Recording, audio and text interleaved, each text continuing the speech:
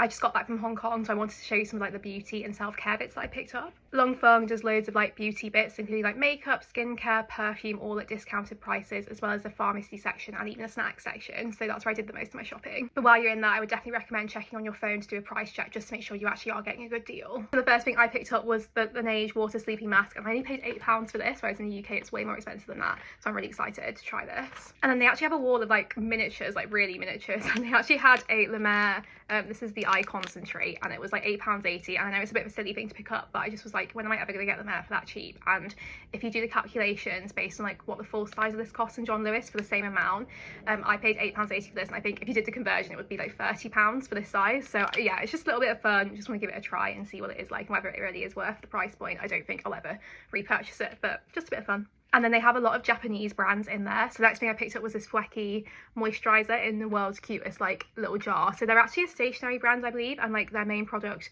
back in the day was like glue in the same sort of pot like this, but this is the moisturizer version, and I just thought it was really cute.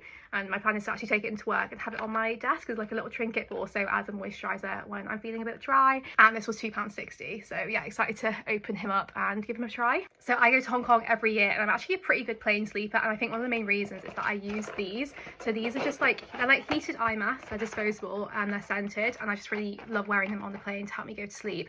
And they're so much cheaper in Long Feng, so I paid less than £5 each for each box, for 12 masks. And if you go to like Watson's or other sort of drugstores in Hong Kong, it's way more expensive than that. But yeah, I would really recommend these. They do loads of different scents. And then the final things we picked up in Long Feng a different day was just this stain remover, a bit like a Tide pen, but it's a Japanese one. And then I saw someone recommend these mouthwash sachets. I think they're whitening, like teeth whitening as well, but again, I'm just gonna have these, save these for like when I'm on a long haul flight. And I used one of these on the way back from Hong Kong, and it really made such a big difference to how I felt. And then I did pick up a couple of things from Don Don Donki and Daiso. So in Don Don Donki I picked up these Gatsby like cool wipes, I think they're called Ice Type Deo Body Paper Citrus wipes. They're basically like baby wipes or like wet wipes that go really cold, and like when you use them on your body you sort of like, you know, like that minty shower gel that makes you feel all tingly.